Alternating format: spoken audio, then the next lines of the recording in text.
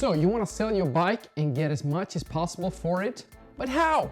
Well, look no further. I have put together a complete guide on how to sell your bike for good money. N+1. I know, why would I sell my bike? Well, the truth is that sometimes you actually have to sell your bike. Maybe to buy a new, better one. But what do I need to do to get as much as possible for my old bike? I've sold many bikes over the years and sometimes gotten even more for them than I listed them for. But it doesn't come from itself. In this video, I will give you my best practices on how to squeeze that extra buck out of your bike. Whether you sell it on Facebook markets, Craigslist, eBay, or your local market, here are my best practices. And by the way, if you like this video, give it a good thumbs up.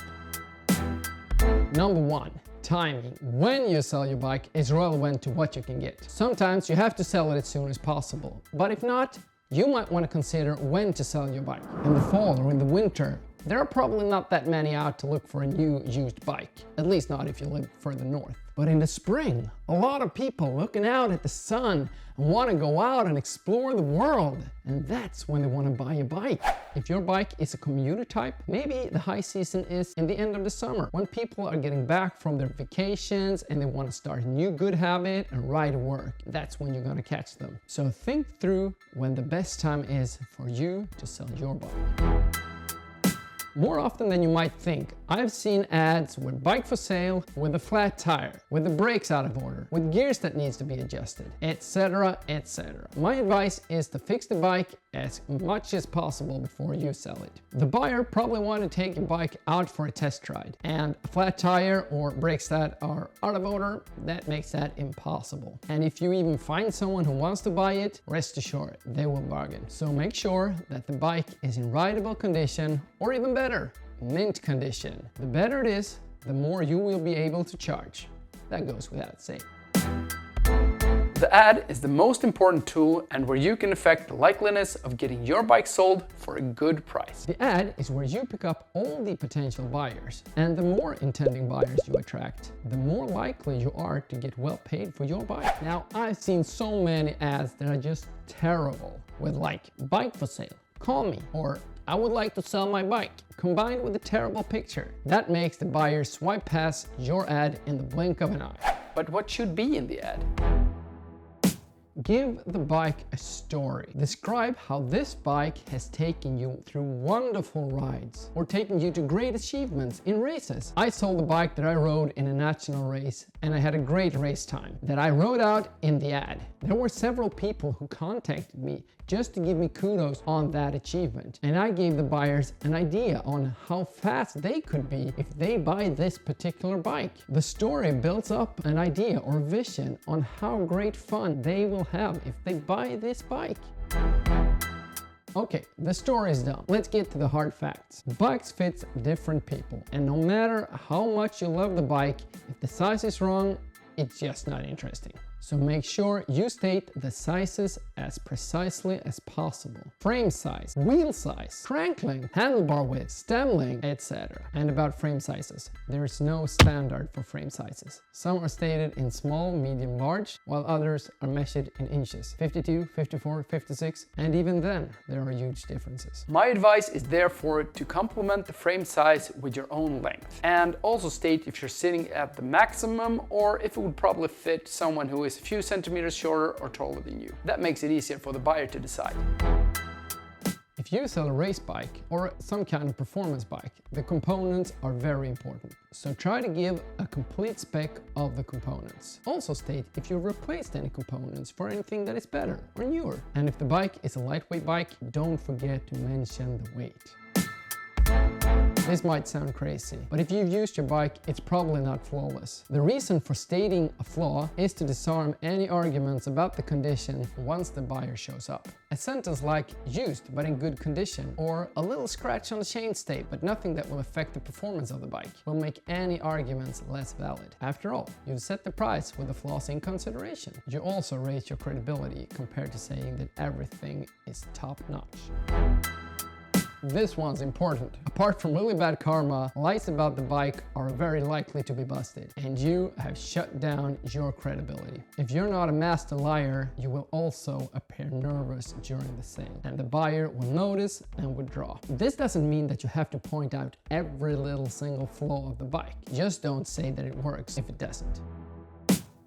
Before I started to practice this, I often ended up in situations that were not in my favor. So terms is a great way for you to set the rules. Here is my best term.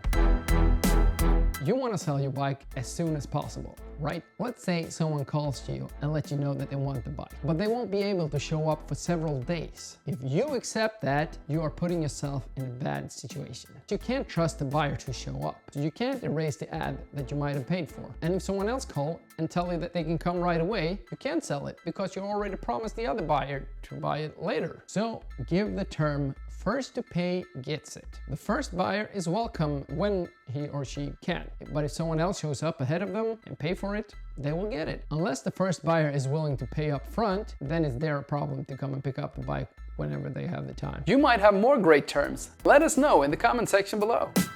A very vital part of the ad and the whole sales process is the pictures of your bike. Again, I've seen some terrible examples where you get the feeling that the seller doesn't care at all. Dark pictures, out of focus pictures, bikes hidden in storages, etc. Just like the text and the story. The pictures should give the buyer an idea that life with this bike will be fantastic, glorious, tremendous. Yeah, you get the point. So go outside, find a nice place with a good background, not too noisy nor dull, and make sure that you photograph your bike with the drive side front. That means from the camera point of view, the bike should be pointing to the right. Further, good light and focus is essential. Avoid taking pictures in the dark or with a flash, and make sure that the bike is cleaned and the tires are pumped. If you add more photos, choose those of relevant parts, like the drivetrain or other parts that you find attractive for your bike. And maybe take a picture of the flaw that you mentioned. Don't make it too big, just let the buyer know that it's there. How do I know what to list the bike for? Well, here some research is essential. Are there any bikes like yours out on the platform where you will sell it? What do they charge? And how far away are your competitors? If you sell a rare bike, there might be another one out there, but very far away, like in a different state or many hours of driving away. That means that it's not really a competitor and you can probably charge a little bit more for yours. People do want a bargain, so set your price a little bit higher than you expect to get. The worst thing that can happen is that no one gets in touch. In that case, just lower the price. If the phone starts to ring straight away and messages just keeps pouring in, then you know that you've listed it a little bit too cheap. If the ad is solid, you should have no problem once the buyers show up. But you still got some work to do. Make sure you're ready when they come. Prepare the bike and check it twice. A good advice is to let the buyer come to you. Don't deliver the bike to them, especially if the price is not agreed upon. But why is that? Well, if the buyer has taken the time to come to you and buy it, they're more likely to pay the price that you've set. If you have put in the time in to go to them, you are more likely to bend if it comes to a discussion about the price. The buyer probably wants to test ride your bike, but be cautious. Bike thieves don't look like the Beagle Boys, so ask for ID or some kind of other identification. It's common practice to discuss the price, but how much should you cut? Well, this depends on a lot of things. If you set a price that is a bit higher than you expect to get, you should have a lower limit on how low you are willing to go. But don't go there straight away. Your price is in the ad. It's up to the buyer to come with a counterbid. Play it cool. If the first buyer calls you shortly after you've published the ad, don't accept any low bids. If several buyers contact you, you can be sure that you will have what is stated in the ad and you don't have to cut it all. If the ad is dead cold, you might want to consider lowering the price. If the buyer starts to argue, this is where you harvest the fruit from the ad. Like that you already stated that there are flaws and the price is set with that in mind, and that the buyer has come to you, money up front. Make sure that you get paid cash or in a direct digital transfer before you handle over the bike. Collecting on "I will pay tomorrow" or "as soon as I can" is very hard. So if you use these practices the next time you're gonna sell your bike, I'm sure you will get good paid for your beloved bike. Did I miss something? Do you have any good practices? Let us know in the comment section below. Now good luck with selling your bike. Cheers.